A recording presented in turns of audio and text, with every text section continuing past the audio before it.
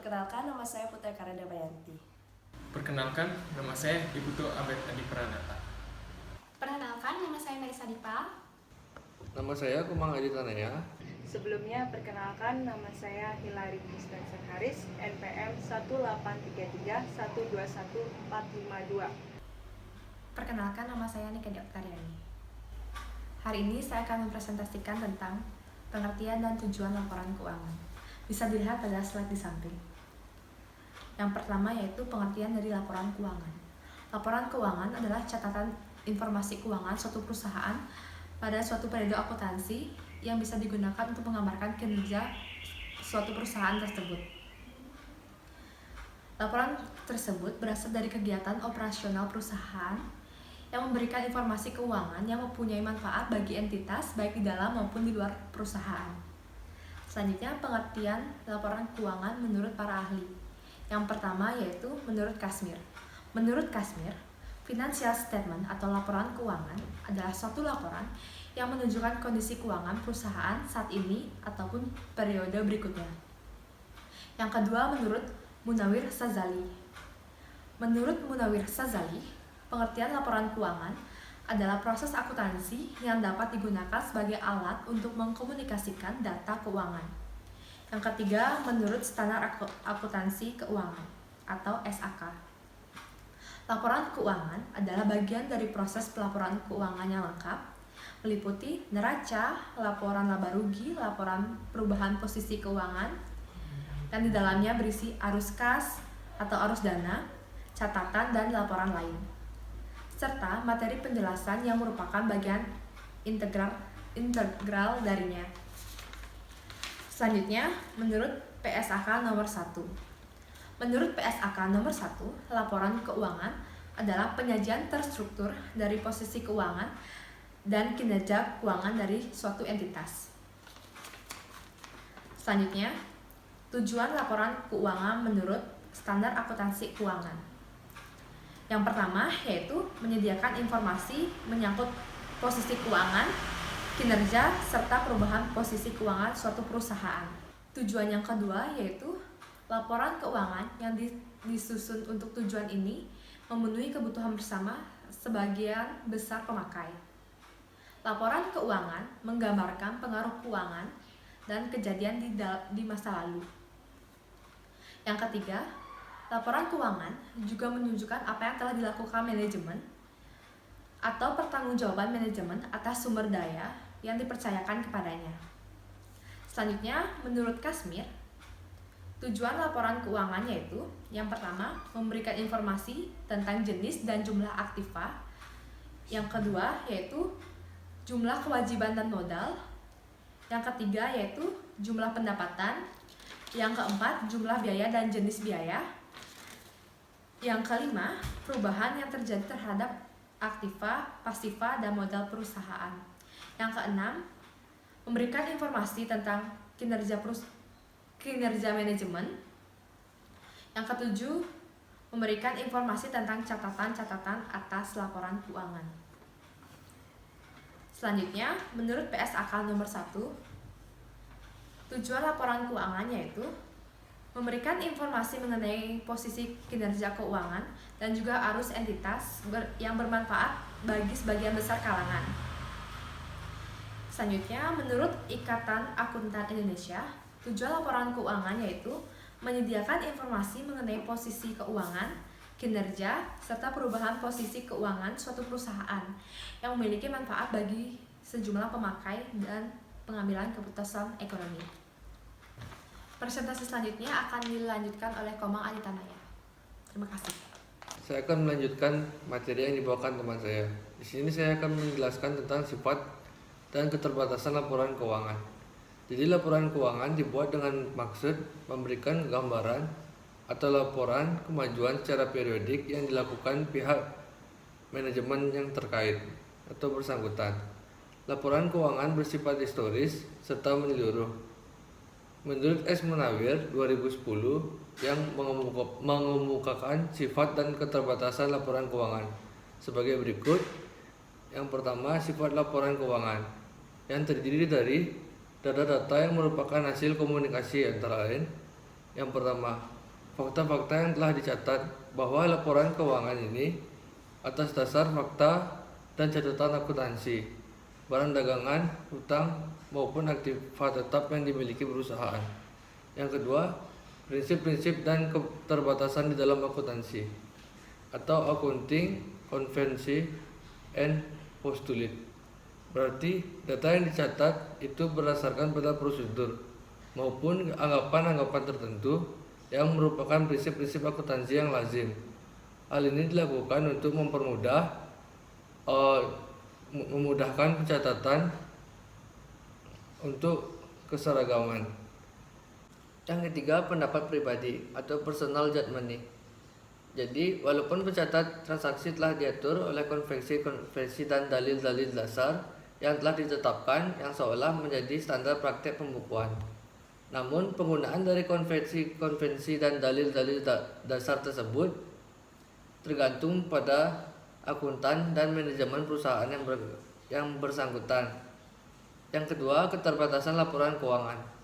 Antara lain, laporan keuangan yang dibuat secara periodik pada dasarnya merupakan intern report dan bukan merupakan laporan yang final. Karena itu, semua jumlah-jumlah atau hal-hal yang dilaporkan dalam laporan keuangan tidak menunjukkan nilai likuiditas atau realisasi, di mana dalam intern report ini terdapat pendapat-pendapat pribadi yang dilakukan oleh akuntan atau manajemen yang bersangkutan.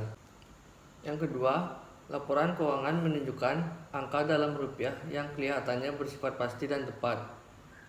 Tetapi sebenarnya dasar penyusunannya dengan standar nilai yang mungkin berbeda atau berubah-ubah. Laporan keuangan dibuat berdasarkan konsep going concern atau anggapan bahwa perusahaan akan berjalan terus sehingga aktiva tetap dinilai berdasarkan nilai-nilai historis atau harga perolehannya dilakukan terhadap aktiva tersebut sebesar akumulasi depresiasinya. Yang ketiga, laporan keuangan disusun berdasarkan hasil pencatatan transaksi keuangan atau nilai rupiah dan berbagai waktu atau tanggal yang diaman daya beli uang tersebut semakin menurun dibandingkan dengan penjualan yang dinyatakan dalam rupiah, belum tentu menunjukkan atau mencerminkan unit yang dijual semakin besar. Mungkin kenaikan itu disebabkan naiknya harga jual barang tersebut yang mungkin juga diikuti dengan kenaikan tingkat harga-harganya. Yang keempat, laporan keuangan tidak dapat mencerminkan berbagai faktor yang dapat mempengaruhi posisi atau keadaan keuangan perusahaan. Karena faktor-faktor tersebut tidak dapat dinyatakan dengan satuan uang, misalnya reputasi dan prestasi perusahaan. Adanya beberapa pesanan yang tidak dapat dipenuhi atau adanya kontrak-kontrak pembelian maupun penjualan yang telah disetujui, kemampuan serta integritas manajernya dan sebagainya. Memperhatikan sifat dan keterbatasan laporan keuangan tersebut, bahwa sifat dan keterbatasan laporan keuangan mempunyai beberapa perbedaan. Di antaranya, sifat laporan keuangan dibuat atas dasar fakta dari catatan akuntansi, barang dagangan, hutang, maupun aktiva tetap.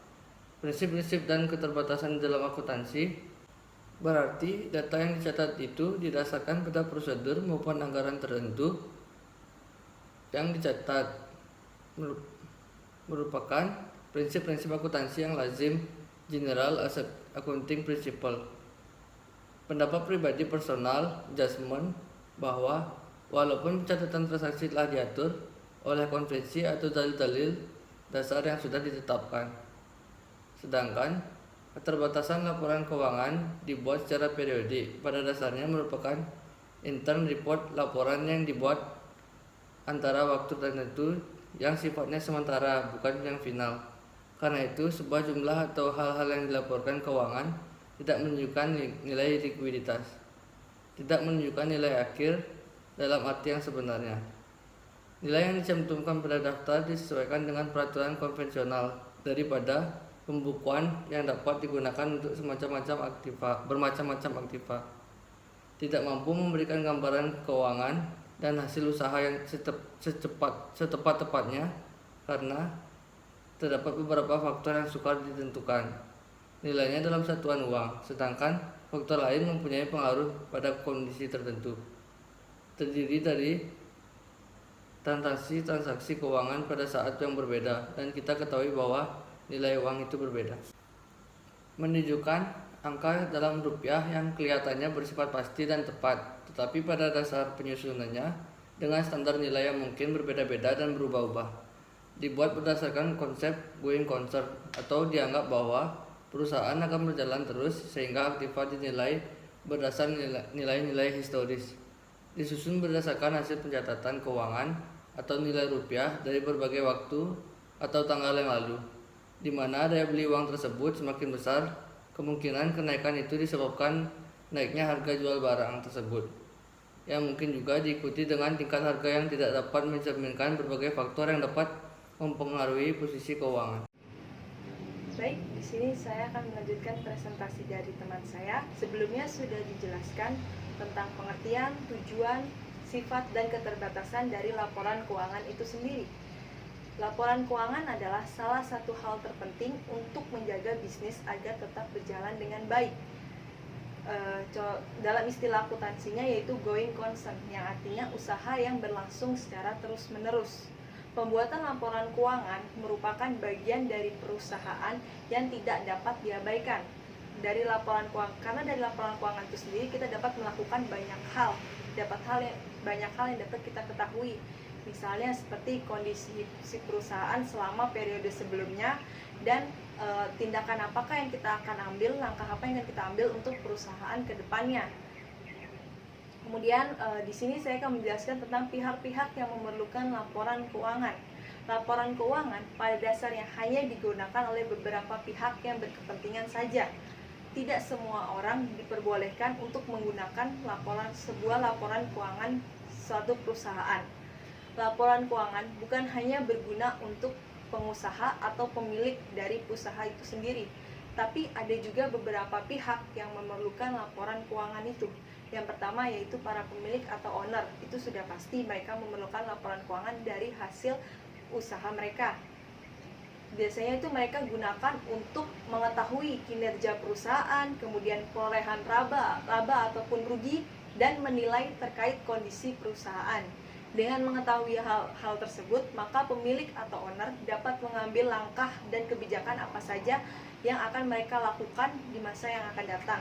Yang kedua yaitu ada kreditur, di mana kreditur merupakan pihak yang memberikan pinjaman kepada perusahaan. Kreditur itu berhak untuk mengetahui laporan keuangan perusahaan tersebut. Gunanya itu untuk menilai kelayakan apakah perusahaan yang Anda bangun layak untuk menerima pinjaman dari kreditur, serta bagaimana perusahaan Anda membayar angsuran pinjamannya tersebut. Kemudian yang ketiga yaitu ada investor, di mana investor yaitu sebagai penanam modal pada bisnis Anda. Investor pasti selalu ingin tahu dong apakah modal yang mereka berikan telah digunakan secara tepat di perusahaan Anda. Dengan laporan keuangan yang baik, tentu investor akan merasa yakin terhadap bisnis Anda. Kemudian yang keempat yaitu manajemen perusahaan, di mana manajemen perusahaan adalah orang terpenting yang sangat membutuhkan laporan keuangan. Dengan mengetahui laporan keuangan perusahaan, pihak manajemen dapat mengetahui dan memastikan bahwa semua proses telah berjalan dengan baik. Laporan keuangan ini juga dapat menjadi acuan dalam mendukung aspek perencanaan bisnis di masa yang akan datang. Kemudian yang kelima yaitu Direktorat Jenderal Pajak atau KPP. Tentu saja dong, di dalam membangun suatu bisnis pasti kita akan melaksanakan kewajiban dan hak kita. Hak kita dari sebuah bisnis adalah mendapatkan juga laba, maupun jika ada rugi yaitu tidak masalah juga. Kemudian untuk kewajiban kita kepada negara yaitu apa? Membayar pajak. Tentu kita harus melaksanakan kewajiban kita. Direktorat Jenderal Pajak ini membutuhkan laporan keuangan perusahaan untuk menghitung berapa jumlah pajak yang harus kita bayarkan kepada negara. KPP di sini sendiri juga akan memberikan sanksi jika kita melanggar ketentuan yang telah ditetapkan. Yang keenam yaitu ada karyawan, di mana karyawan ini biasanya ingin mengetahui laporan keuangan yang dimiliki perusahaan terkait dengan kemampuan membayar gaji kepada mereka.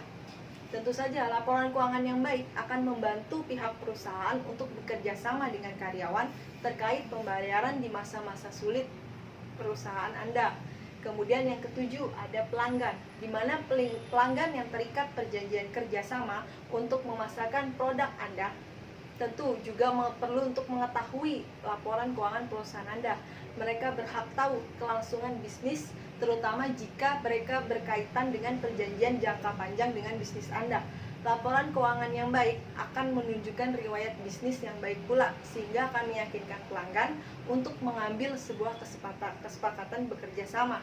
Dan yang kedelapan, ada masyarakat, di mana masyarakat ini tidak semua masyarakat berkepentingan untuk tahu laporan keuangan. Namun guna laporan keuangan sendiri bagi masyarakat yaitu untuk mengetahui jumlah orang yang menjadi pekerja di perusahaan, contohnya seperti di Bandara I Gusti Ngurah Rai. Masyarakat di sekitar bandara akan lebih diutamakan untuk menjadi pekerja di Bandara I Gusti Ngurah Rai.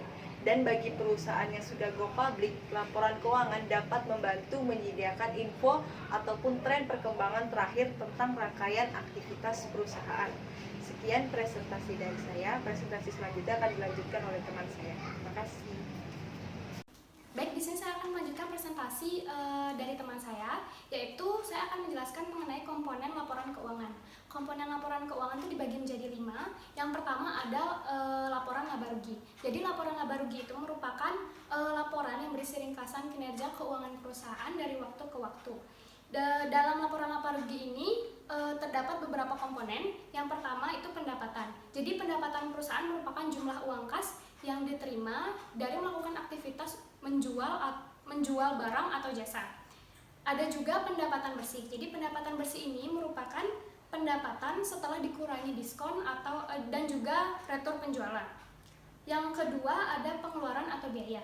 Pengeluaran perusahaan merupakan arus uang yang keluar yang digunakan untuk memproduksi barang, memberikan pelayanan, dan juga melakukan aktivitas lain operasi bisnis.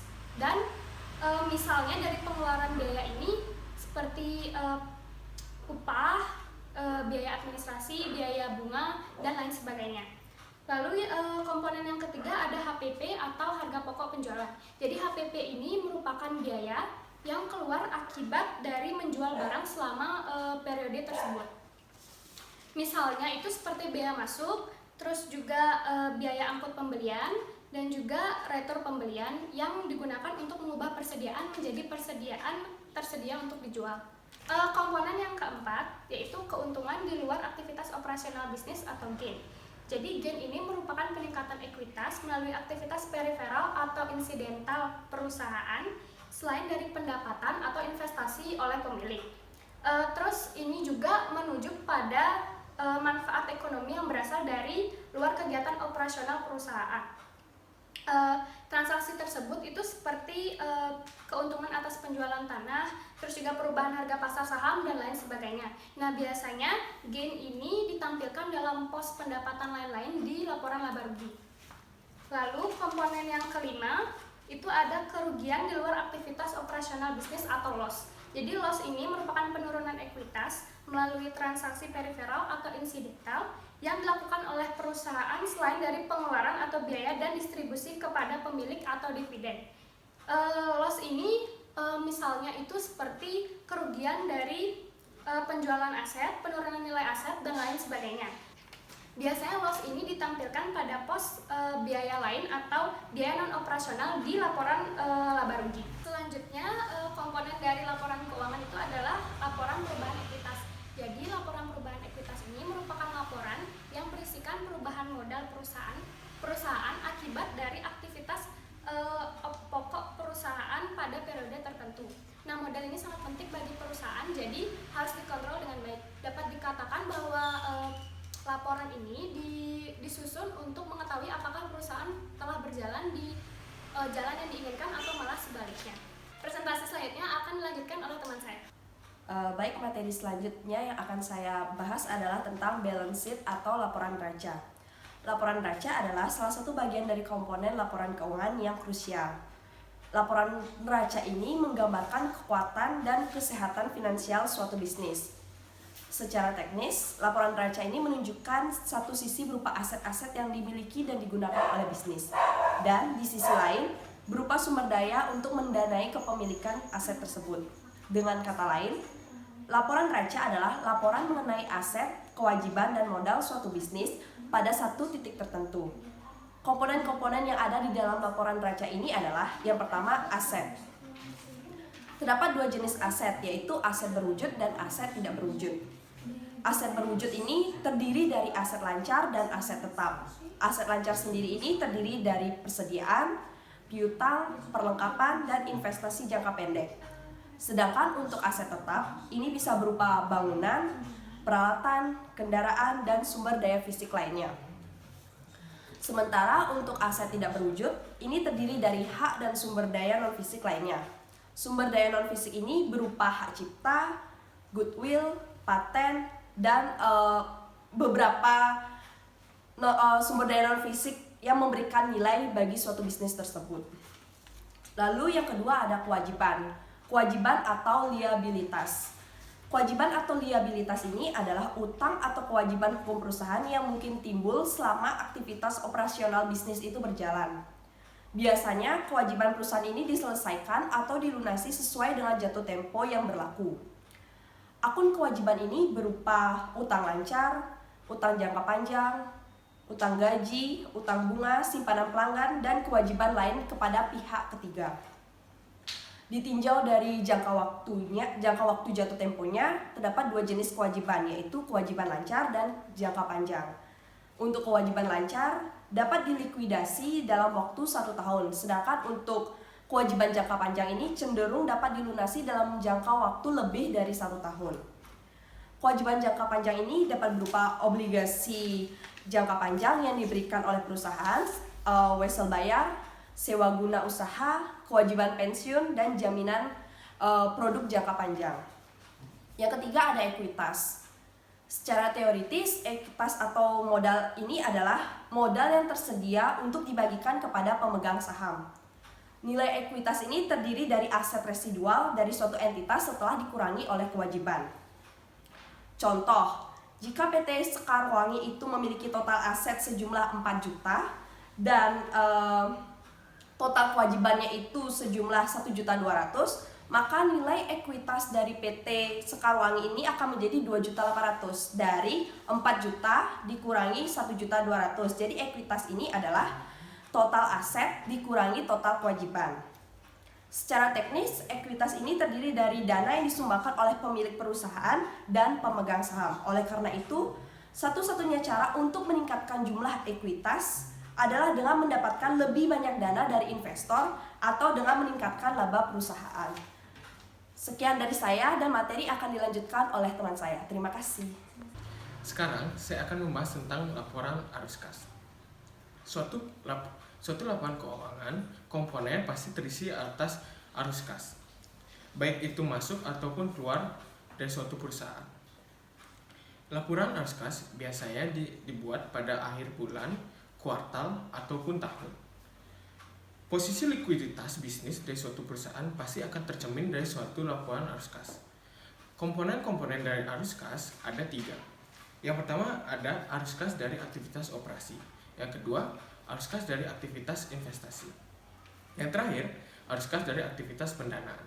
Yang pertama kita akan bahas dari arus kas dari aktivitas operasi. Kegiatan operasional tentu akan menyentuh dari sektor kegiatan produksi, penjualan, pengiriman produk, dan penerimaan pembiayaan dari pelanggan. Arus kas pada pos ini akan membahas bagaimana pembelian bahan baku, pengiriman produk, serta pengiklanan dari perusahaan tersebut. Yang kedua, ada arus kas dari aktivitas investasi. Pada pos ini, arus kas akan mencakup dari pembelian dan penjualan aset tetap, instrumen utang dan ekuitas di pasar modal, dan item terkait lainnya. Yang terakhir, kita akan membahas arus kas dari aktivitas pendanaan. Arus kas pada pos ini akan membahas tentang pembayaran dividen tunai, penerimaan kas dari penerbitan saham obligasi, utang obligasi, dan lain-lainnya. Yang terakhir, dari laporan keuangan ada catatan atas laporan keuangan. Catatan atas laporan keuangan ini adalah rangkuman dari semua laporan keuangan yang telah dibuat. Catatan ini dibuat karena catatan laporan keuangan merupakan sinergi dari laporan-laporan raca, laporan aruskas hingga laporan realisasi anggaran yang dibuat dengan metode normatif. Pembuatan laporan ini bertujuan untuk membantu para manajemen untuk mengambil suatu keputusan penting bagi perusahaan ke depannya. Sekian, terima kasih.